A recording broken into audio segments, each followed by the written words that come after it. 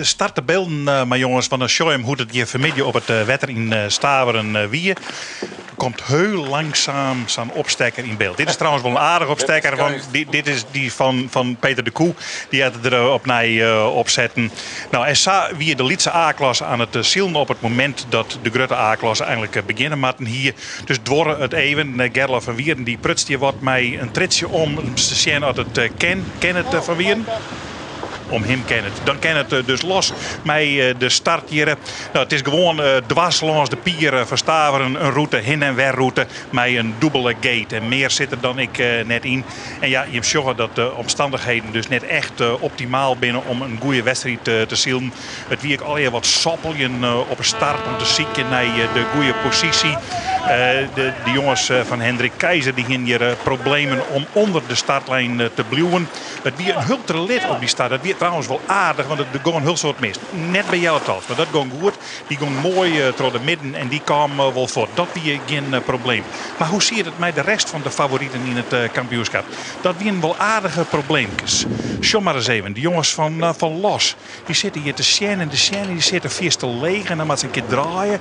En dan komen ze net goed uit. Nee, die kwamen helemaal net goed uit de start.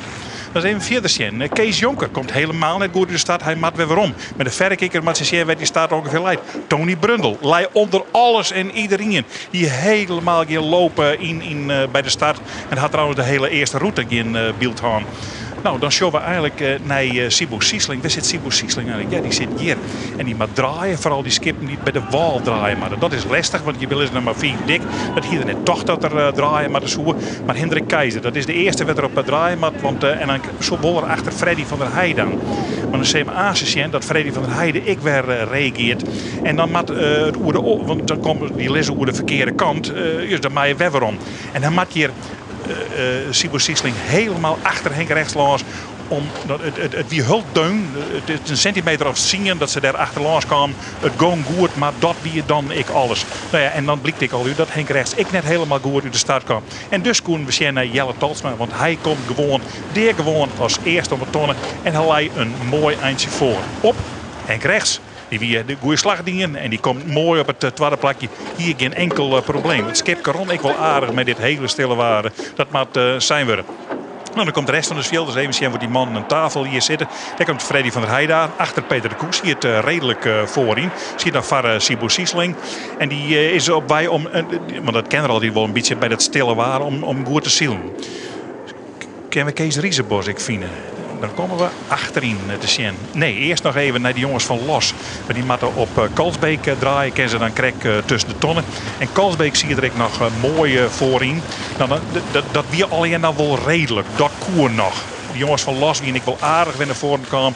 Naar die hele minder start. Riesenbos leidt hier. Die maakt van Hendrik Keizer dat koer krek. Dat weer dan ik alles.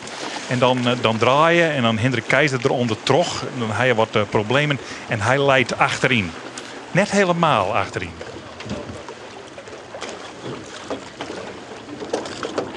Zo die man dan moeilijk dat ze aan de start komen. Riesenbos met Robert de Jong. En daarvoor leidt nog Tony Brundel.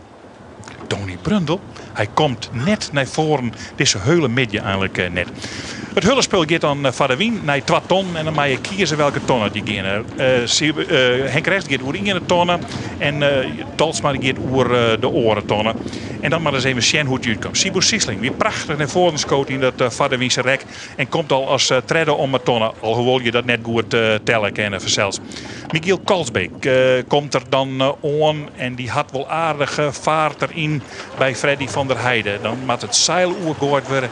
En dan krijg je het machtige beeld van achteren hoe dat zit. Met zijn route als je 2 tonnen een keer te kennen. De ene gaat de ene kant uit. En de oren gaat de orenkant uit. En in de vierde komt Hilpen in beeld. Nou, dan maar verder. Het is Henk rechts, want hij komt eerst om de tonnen. Prachtig beeld is dat, want hij is Jelle Talsma. Samen voorbij ziet hij keert de goede slag en Jelle Talsma keert de verkeerde. Het is gewoon welke tonnen als je kiest daar beneden en dan komt het verder wel goed. Sibo Siesling raast hier zelfs nog over Jelle Talsma heen. Schitterend duel wie dat even deun bij de tonnen. Talsma bezocht om heug te komen om de wiener van langs te houden. Maar dat slag er net, want Sibo Siesling hier deed gewoon te volle gang. En dan kom je er oerheen en dan maak je verder Beliesjan en Sibo Siesling. Die ging op bezitten bij Henk Rechts. Sjen wat er dan nog bereiken kon in deze wedstrijd. En Tony Brundle zielt nog hultijd achterom. En dan met dit waar en met die vak.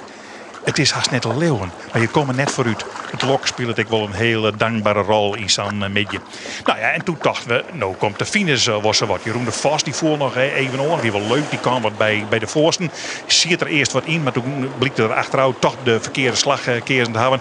En toen moest er weer wat belezen. Maar wij dachten, daar lijkt die finish wel ongeveer in. Het is ongeveer 4 uur, een kwartier of 4 uur. Ik weet wel de wedstrijd wie jij er begon. Maar zo stil wordt het, zo in de 40. Nou, zo stil is het worden. Ze zijn finished. Henk Rechts en Sibo Siesling, Jonkel Koor. Ze moesten wrikken om los te komen van het staatskip. En het squat weer dan van Henk Rechts en hij juicht. En de rest van de meisken is net finished, Stuart. Is net aankomen, maar die kwam 20 minuten later over de streep. Minus nog Jelle Tals met die treden. En het houdt de volgende uitslag. Er zijn dus 3 finished met punten die te wend binnen. Henk Rechts 0,9, Sibo Siesling 2, Jelle Talsma 3. En dan vanuit Delmelos nummer 4, Oonte Mai. Nummer 16 Freddy van der Heijden.